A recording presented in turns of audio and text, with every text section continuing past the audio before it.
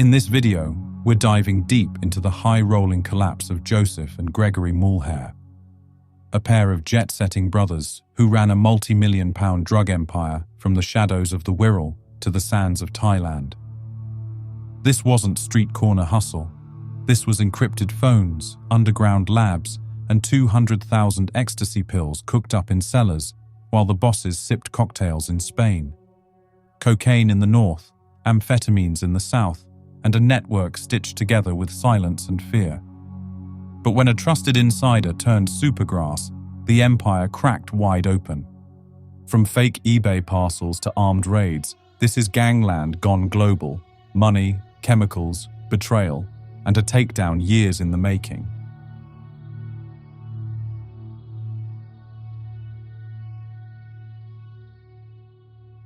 They weren't hiding in the shadows, they were flying over them. Joseph and Gregory Mulhare, two brothers from the Wirral, were living like kings while their foot soldiers ran the day-to-day back home. Private villas in Ibiza, sun-kissed getaways to Tenerife, stamped passports to France, Holland, and America.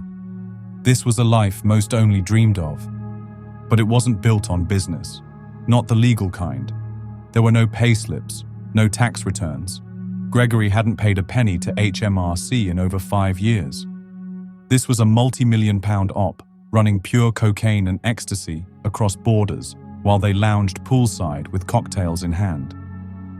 Joseph made mainland Spain his base, far from the Merseyside streets where their network was born, but close enough to keep the cash flowing.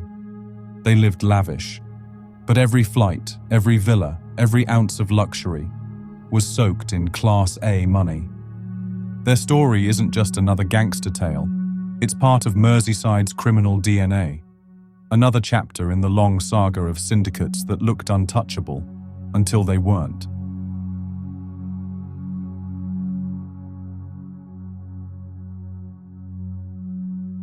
Behind the Mulhare brothers' luxury facade was a machine, cold, precise, and built for profit.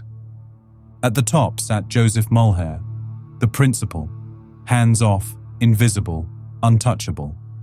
He never touched the drugs, never loaded a car. He didn't need to. He ran it all through a cell-like structure, each cog in the machine knowing only what they had to know. It was all locked down. Nobody saw the full picture but him. His organization stretched across England and Scotland, a national firm.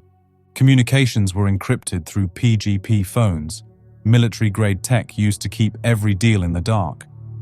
Dealers didn't even know who they were talking to. The drivers were paid £1,000 a run, their boots and dashboards fitted with custom-built hides, ingenious compartments to conceal bricks of cocaine or bundles of cash. Shipments ran constantly. Estimates put it at 150 separate runs, with 5 kilos per trip as standard, sometimes 10. Once, they shipped 18 kilos of cocaine in a single haul. While Joseph orchestrated from the shadows, Gregory handled the ground game. More visible, more involved. He issued instructions, deployed drivers, and kept the gears turning. This wasn't street corner slinging. This was corporate-level logistics for a Class A empire, disciplined, ruthless, and designed to scale.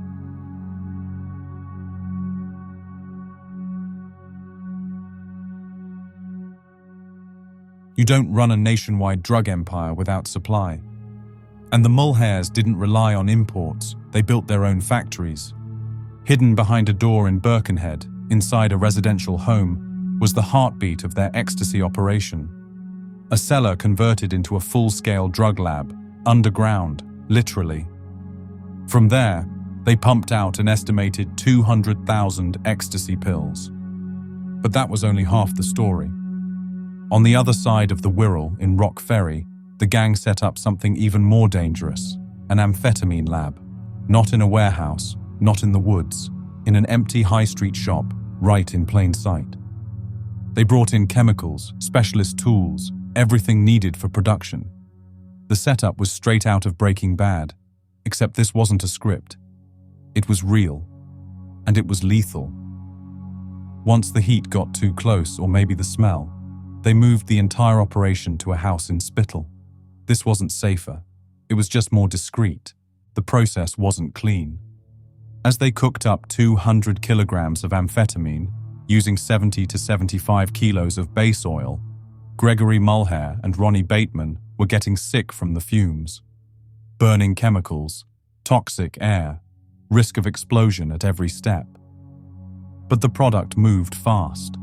The gang could shift those 200 kilos in just days. One run required Bateman to drive to Northampton, collecting vital containers of oil, one of the key ingredients in the amphetamine recipe. This wasn't just drug dealing, it was chemical manufacturing, and they did it under floorboards, behind shutters, and next to sleeping neighbors.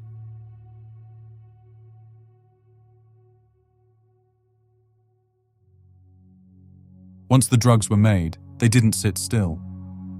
From the Wirral, the Mulhare network moved narcotics like clockwork, south to Bristol, Milton Keynes, Swindon, Oxford, Weston-super-Mare, and north into Scotland. It was a supply chain that spanned the UK, quietly and efficiently. But this wasn't run by corner boys. This was a logistics operation disguised as a legitimate business. One delivery method stood out: eBay-style packages sent using real couriers, boxes sealed tight, labeled like home electronics or online orders, drugs hidden in plain sight. And the runs weren't one way. Drivers didn't just deliver drugs, they brought the money back with them. A two-part cycle that doubled the efficiency and halved the exposure. Fewer journeys, less risk, more cash. And that cash had its own routes and hiding spots. Some of it was stashed in cookers. Other amounts were hidden in custom vehicle compartments, purpose-built to avoid detection. Concealment was an art form, perfected through trial and error. This wasn't a quick smash-and-grab hustle. This was a structured, ongoing conspiracy, lasting from December 2015 to September 2017, nearly 2 years of uninterrupted movement. From lab to living room, from shipment to stash house, the Mulhare brothers' reach extended far beyond their local turf. They dominated distribution, and for a while, no one knew.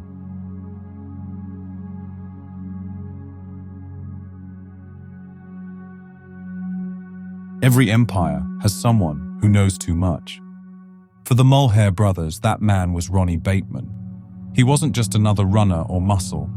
Bateman was trusted, deep inside the circle, close enough to sit at Joseph Mulhare's own table in Oxton.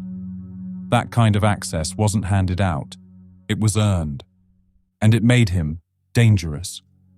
While most of the gang took orders blind, passed down through encrypted phones, Bateman dealt directly with Joseph. Even Gregory, hands-on and sharp, didn't command the same trust. As Bateman later put it, Greg had his own empire, but answered to Joseph. Bateman wasn't just watching, he was working. In December 2016, he drove to Northampton, collecting containers of amphetamine oil, the raw material for one of the gang's biggest drug batches, 200 kilograms of amphetamine. He stored cash in cookers, played courier, coordinated movements, but the weight of the operation came with risk. And when one drug parcel was seized, Bateman was left owing the gang £100,000. From there, things shifted. He had seen too much, knew too much, and now he had reasons to talk. When he flipped, he didn't give police vague stories. He handed over a day-by-day breakdown, the hierarchy, the logistics, the methods.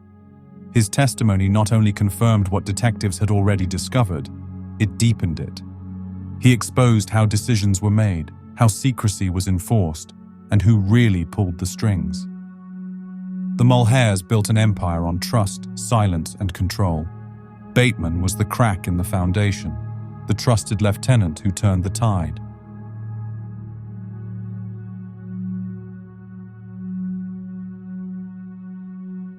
They called the operation Manhattan. But this wasn't New York. This was the Wirral, and the Northwest Regional Organized Crime Unit had set its sights on something big. From December 2015 to September 2017, they ran a relentless probe into the Mulhare network. The brothers' reach spanned cities, counties, and classes of drugs.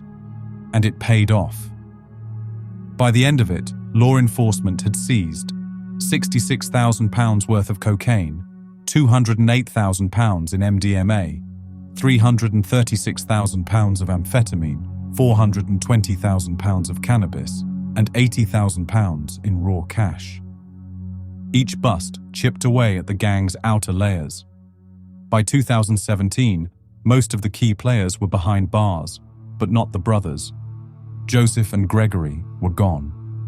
They had already fled the country, leaving their associates to face the fallout. Still, the impact was clear. 24 defendants would be sentenced as part of the case, a criminal structure dismantled piece by piece. Among them was Paul Fehily, a major figure in the setup. He got 14 years, handed down from the docks of Birkenhead. For Detective Chief Inspector Ian Hussey, the man leading the charge, it was personal. He called it a long and challenging investigation, one that didn't end until the final domino fell. But as the cells filled up, two names were still missing from the booking sheet: Joseph and Gregory Mulhare. They'd gone dark, but not forgotten.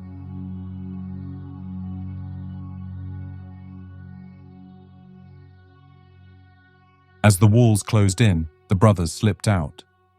Joseph Mulhare vanished in July 2017. 2 months later, Gregory followed. By the time police came knocking, the top two names on the list were already gone.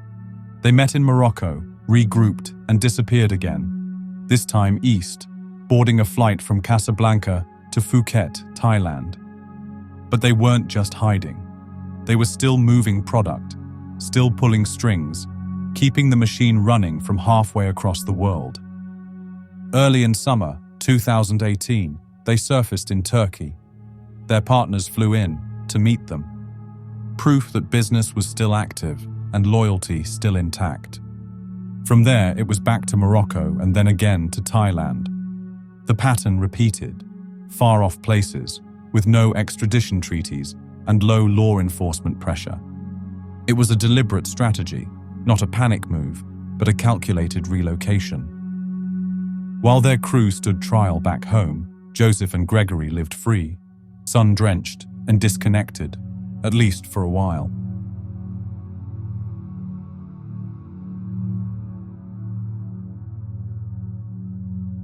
After more than a year on the run, the calm broke.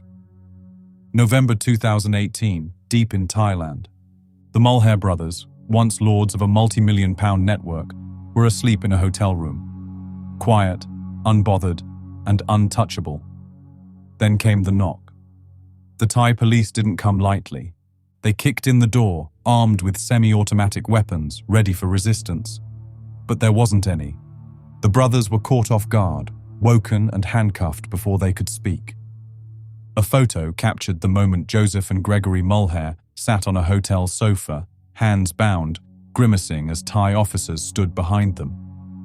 A final portrait of power undone.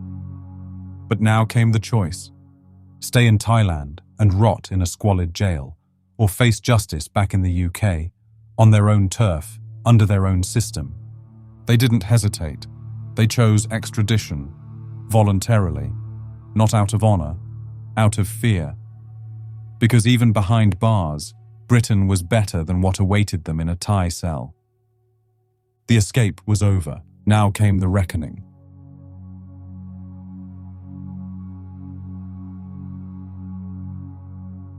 Back in the UK, the Mulhare brothers were finally facing the music. But the real damage wasn't done by lawyers or lab results. It came from the inside. Ronnie Bateman, the trusted lieutenant, now turned star witness. When he took the stand, it all changed. High security was in place. No crowds, public gallery empty. The room was locked down, because what Bateman had to say could cost him his life. He didn't hold back. His testimony was explicit: names, movements, and methods. He confirmed what detectives already suspected, and then peeled back the curtain even further. What had been theory became fact. What was hidden became record. This wasn't a plea bargain in the dark. Bateman was operating under a SOCPA agreement, the Serious Organized Crime and Police Act. It meant protection, it meant a deal, and it meant one thing: his words had weight. He should have been looking at 20 years behind bars. Instead, the judge gave him 5 years and 4 months. The prosecution was led by Ian Unsworth KC, who laid it bare. Bateman hadn't just backed up the case, he'd strengthened it. He had shown how the Mulhares thought, operated, and trusted no one, except him. The supergrass had spoken, and the walls finally caved in.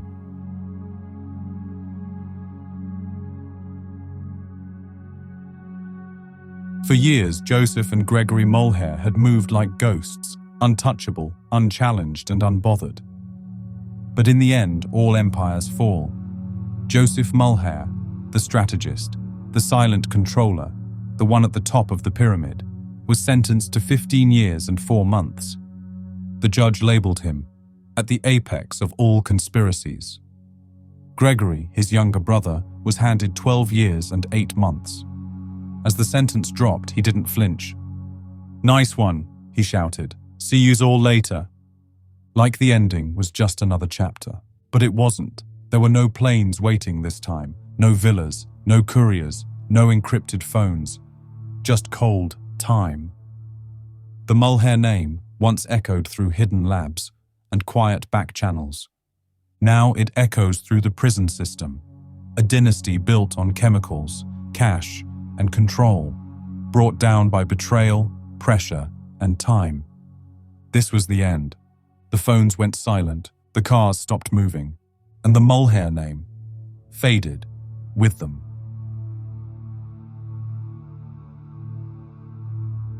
For more raw and real crime stories, hit the like button and subscribe. Until the next episode, stay alert and stay safe.